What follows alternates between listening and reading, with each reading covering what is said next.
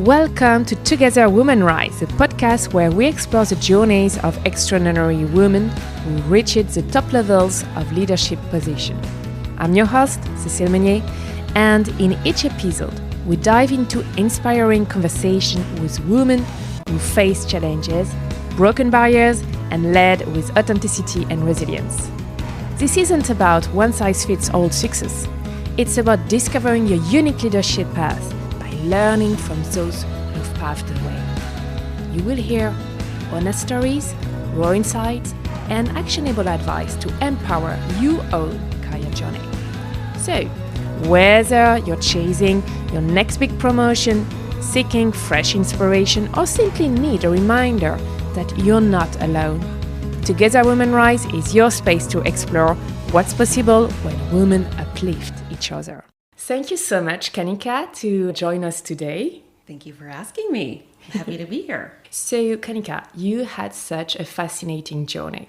You're from California and you arrived to Europe several years ago now, and you have been working from wine and spirit industry to finance to fintech and now to tech scale-ups. And with your extensive C-suite experience of chief operation, chief relations, and now chief growth officer, you bring a wealth of insight into what it means to succeed across different sectors and cultures. Yes, it's been a journey. Yeah. As we know, success isn't just about external accomplishments.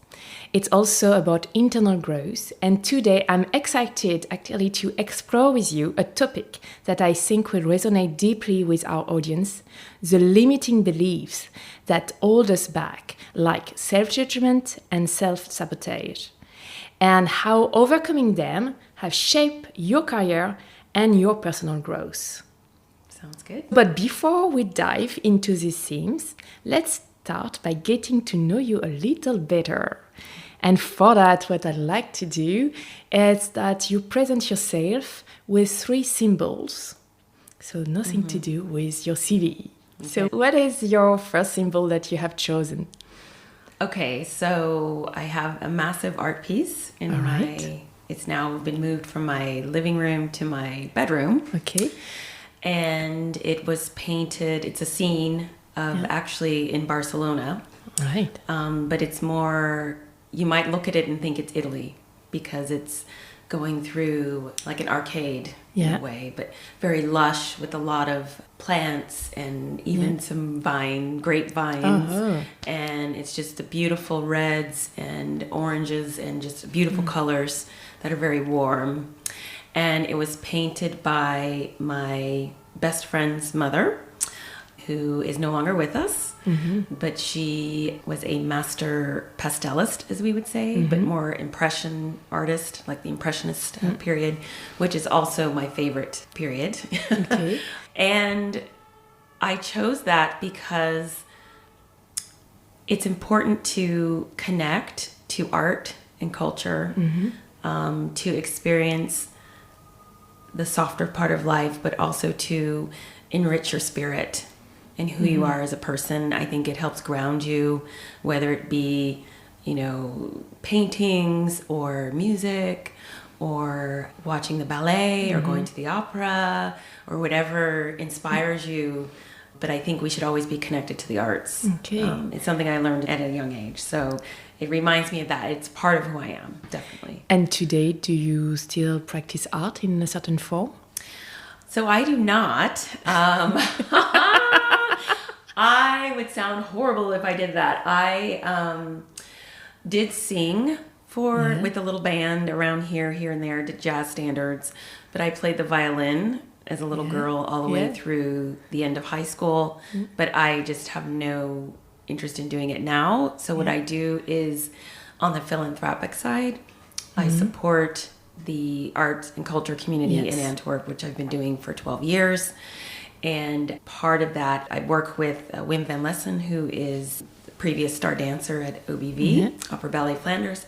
And we put on a big production every year called Time to Dance. Okay, so even if you don't practice yourself now, you're still connected to the art culture. So that's the way that you you still enrich yourself with art and Yes. still living it through by helping, more contributing with some of your business skills, but still being strongly connected. And do you maybe go to certain show? Or, yeah. I still, if I can, I frequent the museums around town. I'm always, you find me in a museum anytime. I'm going to the ballet, whatever I can do to support and encourage other people as well.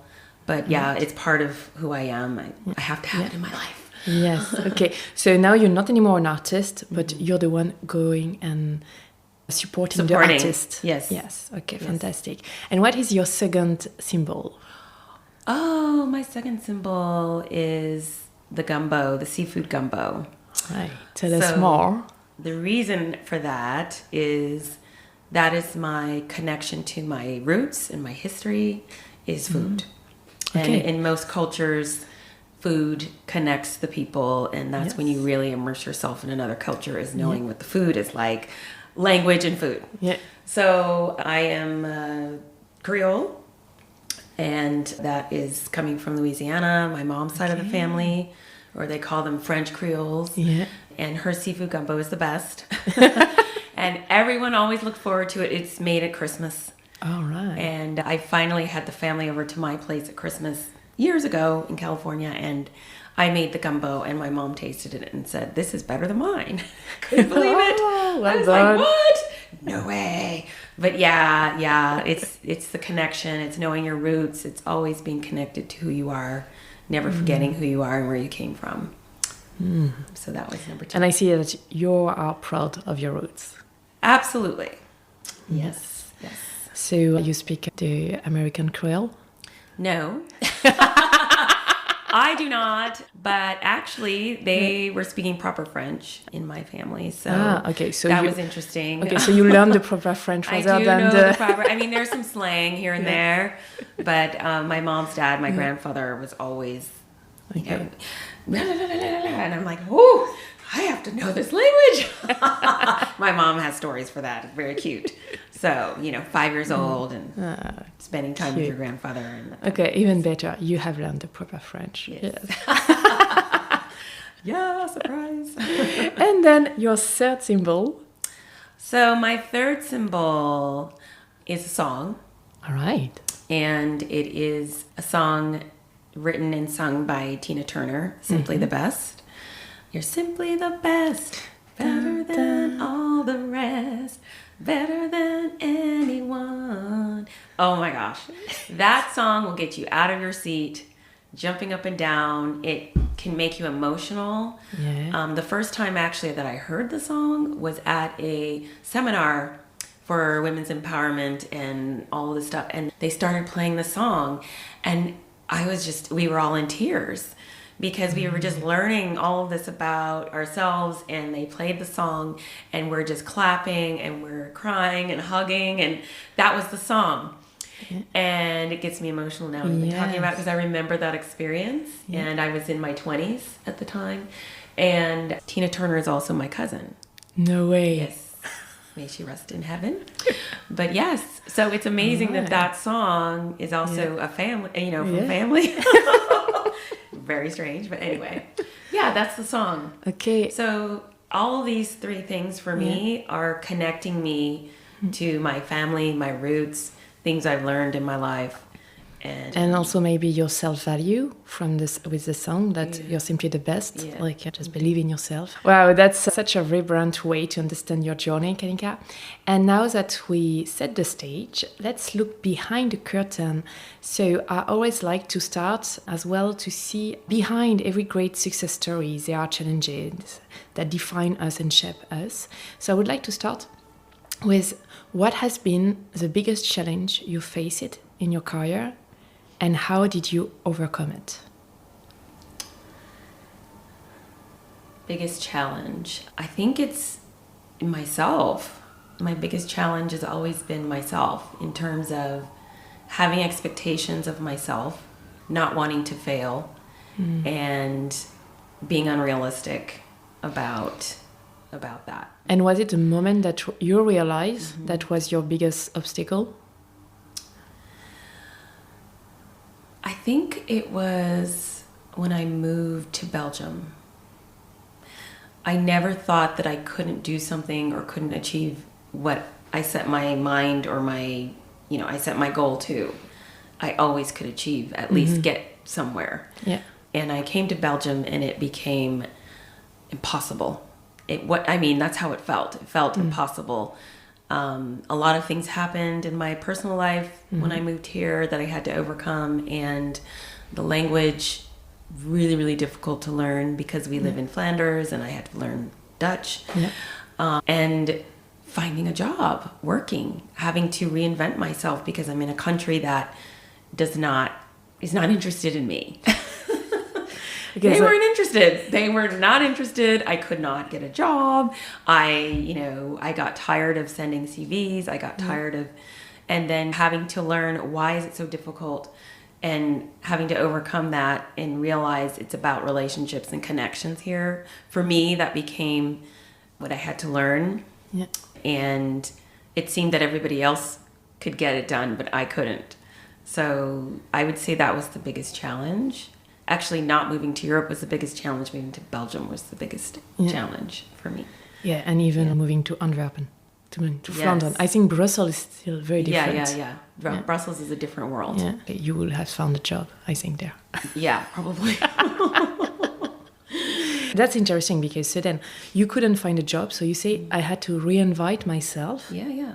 Which part did you reinvite? Well, the first thing was, okay, I need a purpose.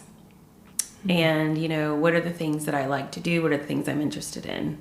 Well, I was raised to always give back and give back to your community. I belong to some sister groups, I'll just say, back in California, which were kind of sorority kind of groups, and that were also very philanthropic. So I went looking for that here. I thought there must be something American or people that speak English. So I found it. And that was the American Women's Club of Antwerp. And you had to apply and they had to accept you. Things have evolved since then, but this is 12 years ago. And I was accepted. And congratulations. Thank you. So then I had friends. All of a sudden I had friends, and I didn't have friends. I put an ad online that I'm looking for English speaking people, and 2 people responded. One was a South African who's now a very good friend of mine, and the other guy was an American. So we were kind of friends. And then the American Women's Group. So that was the first step. Okay, let me find my people. So I found my people. Then from there, it was trying to network with those ladies and find out who's working, who's not working, what are your husbands doing, is anybody interested, is anybody hiring at their companies, trying that. And then it turns out that, we're talking a few years later, one of the former presidents of the American Women's Club was working for a company and needed help. Okay. So that is how I got a job here. Otherwise, I was just doing a little bit of consulting still in California from afar, but really nothing. So it was to be able to have, I would say, the first foot in the job sector here. Then you can scale from it. Because today, we can say you're in the C-suite of one of the Flemish scalers. So 12 years later, from nobody wants me, the way I am, now today you're on the C-level of a Flemish company. True, yeah. And they came and they chose you. Interesting, yes. And they are fine to have an American on the top. But what was interesting, I think, is that to be able to move on, you had to first go back to what is essential, so going to your roots. Like, really, okay, what made me also happy in California is having a circle of women. How can I find it here? So you were looking for support, what I hear. And then also, and the support, we see how much as well friends are important. And then finding people who share the same culture, values, they would understand better what you are going through as well. Because indeed, not because we are a victim, but sometimes we're facing challenges that other people won't understand because they haven't been through the same experience. And then from all that support, then you were able to raise again. Yeah, absolutely. I think you wrapped that up really well. That is kind of how that works. Yeah. No, but that's nice to find out like the way you you went through that, it was actually by looking for support, and then also show that you have accepted that your vulnerability at the time and that you needed help. Like by staying alone, that you won't go any, even if you were a strong woman, because you have already achieved a lot before coming to Belgium. So you started back from scratch. From scratch. To the summit. Yes. And I just want to touch on what you said, because you said, you find your support network, which I did, but also finding the things that make me happy and the things that are interesting to me and make me feel good and comfortable. And they were giving back to the community. So they were doing community work. They were supporting the arts. They were really doing a lot, not just, ladies who lunge, but ladies who are doing things. Yes. And I wanted to be part of that as well. So that helped. And then that's when I did the little jazz singing, so I would have something to do. But it was helping with feeling that I had a purpose and feeling that what I was doing was making a difference as well. So that was also very important for you. So how you can contribute, how you can bring value to this world. Yes. Fantastic. And so now that we have seen what has been one of your challenge, we're going to talk about more the inner challenge you overcome as well. You just shared deeper patterns or belief that have shaped you and you have been through, and you said about self-sabotage and also self-judgment. So let's start with self-judgment. So when you think about self-judgment for you, what was at that time the thought of the sentence that you will tell to yourself in your professional context that you think it was limiting you? I think it's always caring about what other people think about you and trying to be a high achiever so that you would be accepted and people would respect you. So what was the sentence exact? You were telling to yourself like, oh, I need to be very good or I need to be perfect, otherwise people are going to see not good enough to be recognized, to be, what it is. Yeah, in the career. So because I was in male-dominated careers pretty much my whole life, that I am good enough, that I can do just as well as you can. And because to be a woman in finance is hard. In which sense? That it's a male-dominated world, that they don't necessarily see the woman as smart enough or good enough or, hey, go get my coffee kind of stuff. And you're sitting there doing higher turnover than them, doing other things. But it's the old boys network that they promote their own, they hire their own, they promote their own. Everybody looks like them in the room. And so being a black woman is completely different. There are not a lot of us doing anything in that area. I mean, in the context that I was in. Let's look at it. So you're surrounded by men. I think most of them white men. Yeah. And then you're a woman, even with some color. Yeah. And then what are the sentences that you hear in your head? Well, they're watching you. I'm being watched. And I have to do more than them all the time and be better. Like I have to do twice as much work to be recognized. Yeah. I was passed over for awards all the time. And it was just in my face. Yeah. I do 15 million in turnover and the other guy does 5 and he gets the award and he's on the stage. Why? Because he's more comfortable. Because, they want to keep you down. They don't want you to pass them up. Because what does that look like? And so how did you work then on, I need to do twice more, I'm not good enough, and turning and say, well, I can maybe do twice more, but I also deserve to be there, and I'm going to fight and arrive there. Yes, and in doing that, you make them your ally. All right, that's interesting. How you do it. Do you have a concrete example so we can really figure out how you made it happen? I think it's not that you become a man, but you have to do the things that they do and you have to be in the places where they are. So it sounds simple, but it wasn't simple because it's a conscious decision to play golf, learn how to play golf, wear the clothes, do the stuff, do the things, dress a certain way.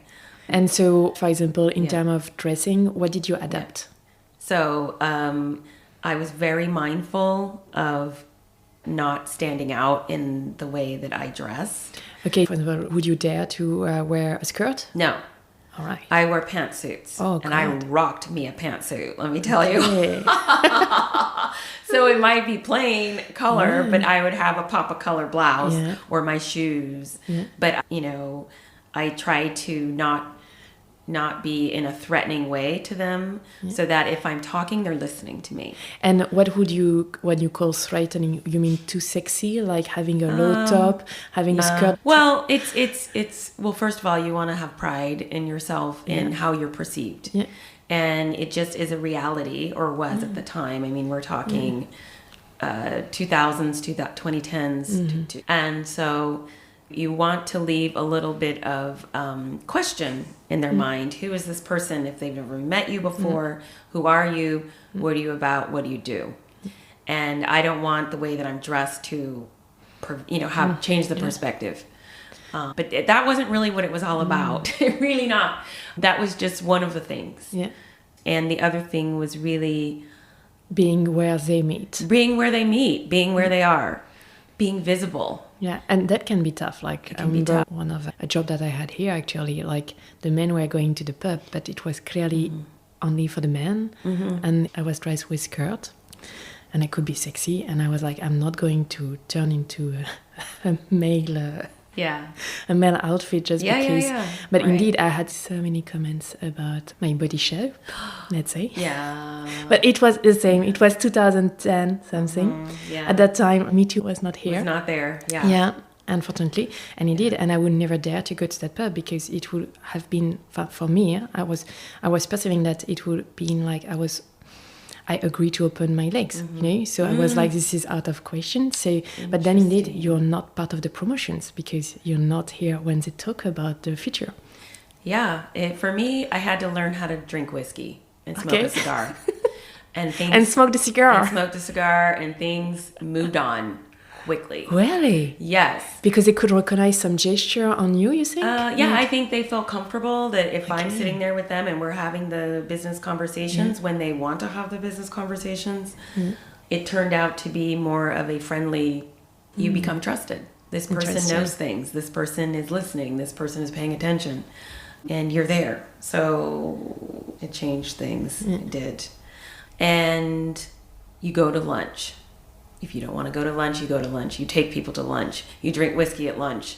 These are, it sounds like not a lot. It sounds weird. No, it is a lot because Yeah. if, for example, like, I think now with the Me Too, with the more and more inclusivity and diversity, also taking in account the different religion and the fact that maybe like let's say you have alcoholism history, you really don't want to drink. I guess even if you're a man and you have that, then you become a minority, and that can also affect your career. It can. It's interesting. And I think nowadays people have more freedom and flexibility to not do these things. Yeah. But in the era that I was in, this Yeah. was how. Yes. And it worked for me. Yeah.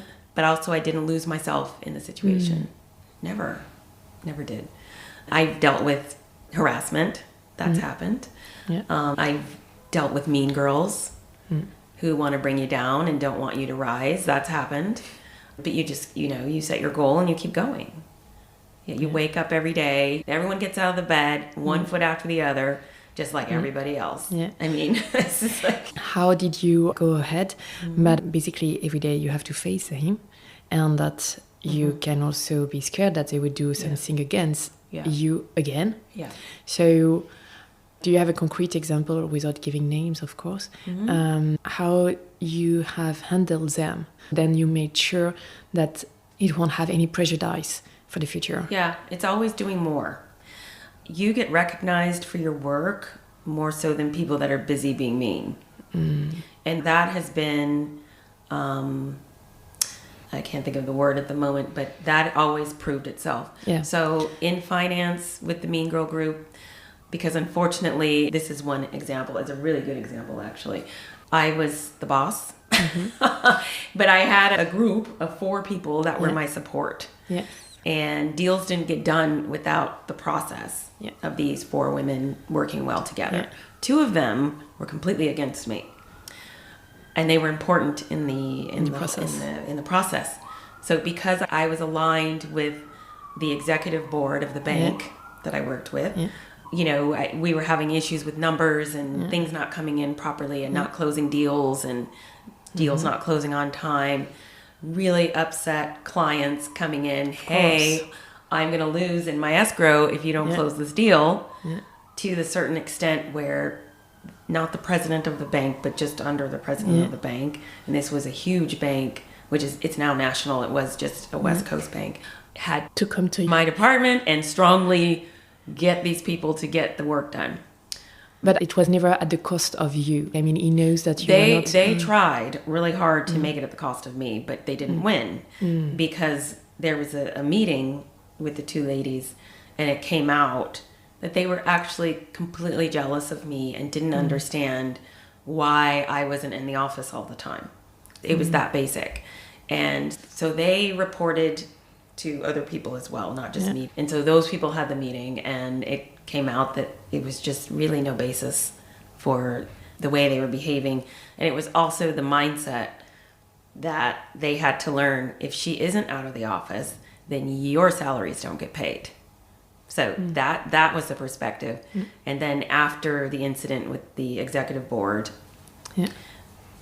a week later, they were still trying to get me, and they were escorted out of the building. Okay, so you asked that. But that was because the relationships I took the time to develop at the top were important. Those we became allies. Yeah. So whereas I could have just succumbed to these girls don't like me and find another job and go somewhere else, I'm like, no, they don't have a right to do that. Yeah. So you always have to be thinking. Yeah, again, support. Yes. And you have to be self-aware, aware of yourself, what you're doing, and align yourself with other people that can protect you in these situations. So. And in terms of self-judgment, I mean, the one that has really blocked you, like, because the fact that you were surrounded by men and you have to do twice more, okay, that was more like, I would say, for me, it's not self-judgment, it's more like data. Like it was more the solution that you find out, you know, to raise despite the environment. But have you found yourself judging you? And by the fact that you are criticizing yourself, that will stop you to raise, actually, because you won't believe enough in yourself, you know? Not everywhere, but maybe on certain domain. I think, that's a difficult, there's not just one answer for that. I think that you should always be learning and doing self-empowerment activities to keep yourself centered. I don't have the answer to that. So what you're telling me is, for example, you start to doubt about yourself if you're not anymore centered. And so the moment that you feel, oh, I don't believe anymore so much in myself, then I need to center myself, and then you use empower exercise. Maybe you can share with the audience, what is your empower exercise? Ooh, I have a list of people I listen to. Like podcasting, or even on YouTube, these inspirational, the old ones, the Zig Ziglars, even some Oprah stuff is interesting. Off the top of my head, I can't think right now, but I can always get back to you what they are. So you just go back to kind of your mentor in terms of mindset? Yeah, the mindset and also prayer. I'm a Christian and I do pray daily. I do devotionals daily.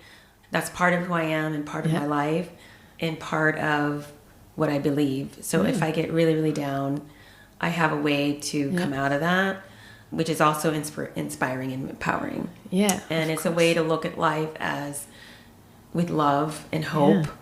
And so that's more of, it's not a direct answer, but it's a process. You can reconnect to your faith and the fact that you have everything maybe inside yourself, and then there is a higher spirit who will always be here to protect you and to give you the force to go ahead. And it helps with decision making. Okay, how come? How do you use it? Praying for the right direction to get to. And where do I need to be, and, asking God what is the right way, which is the way to go. And it's going to come. You will get that decision. but you can't fight it. I think a lot of times we're fighting to be a certain way or have certain things or achieve certain things, and maybe that isn't for you or right for you, you know. So it's more praying about what is and trying to get those answers to what is. So what I hear is, in a certain way, you send to the universe, here to God, kind of like what is the right way to go, but you are already in the acceptance that it may be not your favorite scenario. Yeah, but it still may be amazing and good, and fabulous. But you just don't know it yet. Yeah, you haven't figured it out. That's a strong belief, because I can relate that to the fact that you're already projecting yourself that right now, if you don't see the beauty of what's going on, you know that there will be something good from it. And that makes it, for me, a huge advantage.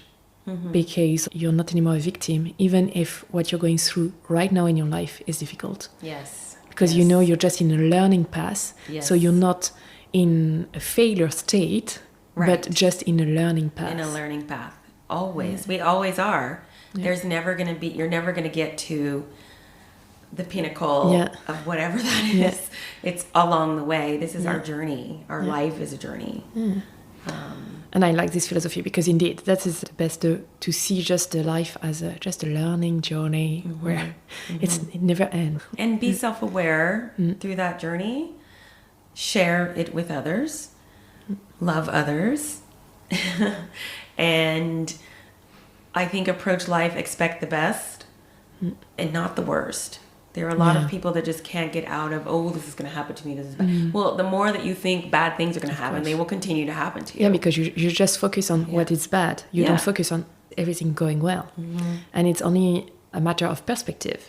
It's a matter of perspective. And that brings like the whole gratitude thing. Yeah, absolutely. And gratitude leads you to more happiness in your life. And then you're the one choosing your happiness. You don't wait for the external to bring you the happiness.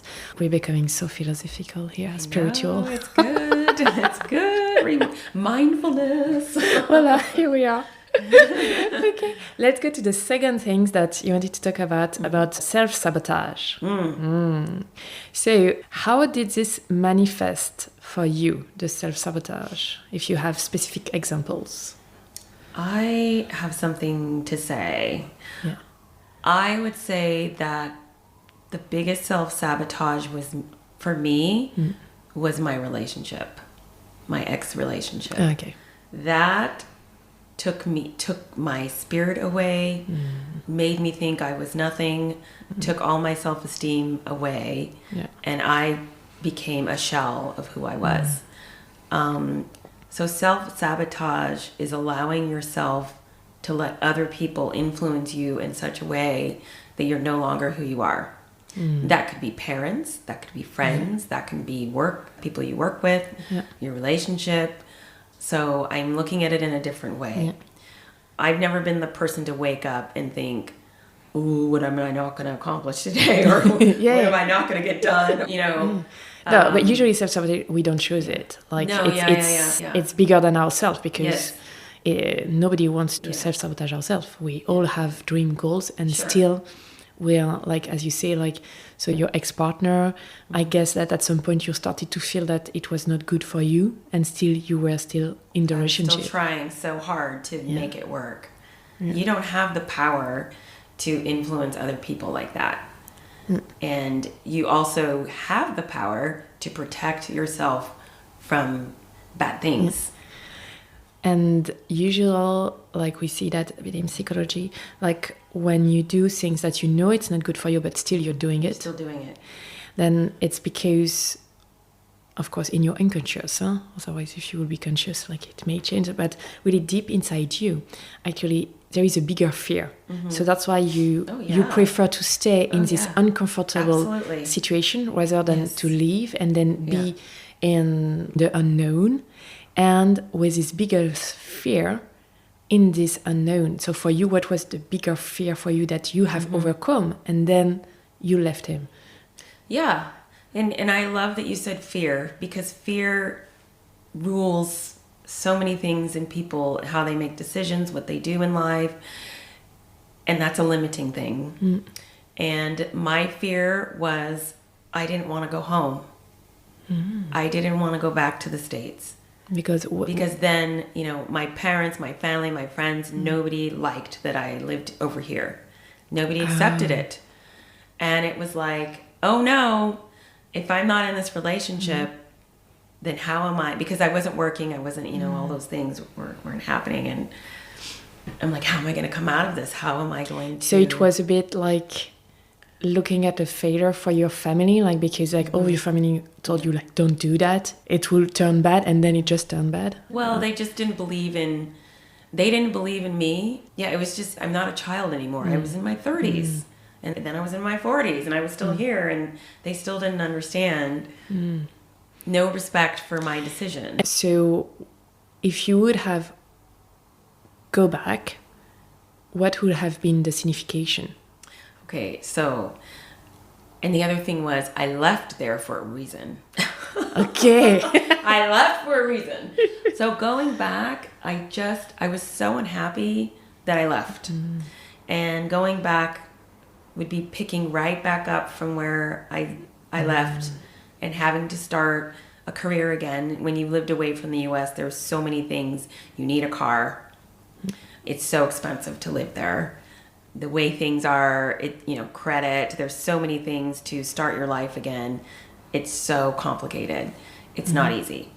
And that was the fear. I did not want to go back to that. And I feel that I had achieved and accomplished everything I was going to do. So it was time to leave. And going back, it was like, oh, I just don't want this. I just do not want this. And so it was more like kind of the American lifestyle, in a way that you didn't want to face again. Right. So because you love the European lifestyle. I love it's so well balanced. So well balanced. Yeah, it was not me any longer. I'd grown into a different person. Yeah. I'd become someone else. And that happens to a lot of expats. Yeah. So you fear so much that if you quit your husband, then your only solution at the time was to go back to the US. And they were like, no way, I want to have that life again. And that was what was making you stay with him. Yeah. Yeah, but also I loved him, so it was like a balance of that. Accepting that you have that this person, even if you love him, is not the right person for you. Definitely not. Yeah. No. And what helped you to actually make the shift then? I was tired of feeling discarded. I was tired of feeling like I was nobody. And I was tired of being treated indecently. But what made the switch? Like, did it happen? It was my friends. It was my close friends. Here in Belgium? Yeah, in Belgium. Yeah. And they were kind of, it's hard to, it was a process. But I started realizing I deserve better than this. What am I doing? This is like not living. It's disgusting to live like this. It's not right. And I started seeing what normal relationships, healthy marriages and things looked like. And something just clicked that this is not normal. This is not normal. And it's not going to change, and it's not going to get better. Yeah. And there were just a lot of realizations. I don't want to get into the details of what happened, but it just became, what are you doing? This person doesn't deserve 5 minutes of your time. Why are you giving them 5 minutes of your time and your life force and your energy and your beauty and your intelligence? You're wasting it on this. Yeah. So move on. And those friends helped me move on. We're having a red line here in this interview. It's support from the friends. Yes. And here, I think it's a great inspiration for any woman who are listening to this podcast. We have seen that when you were in the US, you had already an amazing career. You're a strong woman. Still, you end up in a marriage. And I'm sure when you married, you think it was a great marriage where you were fully 100% yourself at the beginning, and then you find out after years that actually you have lost yourself, and that can happen to any of us. Sure. Yeah. And that also has an impact directly on your career, because if you don't know who you are, and obviously, yes, you moved to Belgium where you were not speaking the language, that make it even more difficult. Huh? It's really like, so we can be at some point to level 0, or even minus something. And then thanks to the support of the friend, you not only were able to free up yourself from this toxic relationship, give all the love that you need, and also from those friends, from this support, then you started back your career. And 10 years later, you're a woman who's accomplished by herself. So our journey is not just, I would say, a one line, just go and race without any bumps. We can have also really like down, that can be very down. Yeah, peaks and valleys. Yeah, peaks and valleys. And the valleys can be a real struggle, but we can go back up and go even higher than where we used to be before the valley. Yeah. And that's another thing. I did a lot of like journaling, and because I'm 5 years divorced now. Yes. And I just started writing down things, this is how I want my life to look. These are the things I'm never going to do again. These are the things I'm never going to allow to have. And I would go back, I'd fold them, put them away in my desk, and I'd go back and read them, and that would keep me going. Like, you made this decision, this is never going to happen to you again. But I think that if you've achieved something before in your life, you can do it again. Yeah. And I tell myself that, okay, you had that, you did that, you were able to do it, you can do it again. And it doesn't have to be anything big.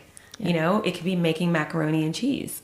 And if you failed making macaroni and cheese and you know that you made it well before, you can do it again. Exactly.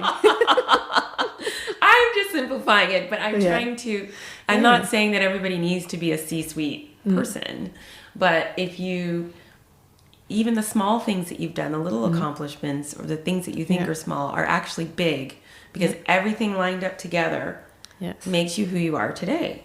Yeah.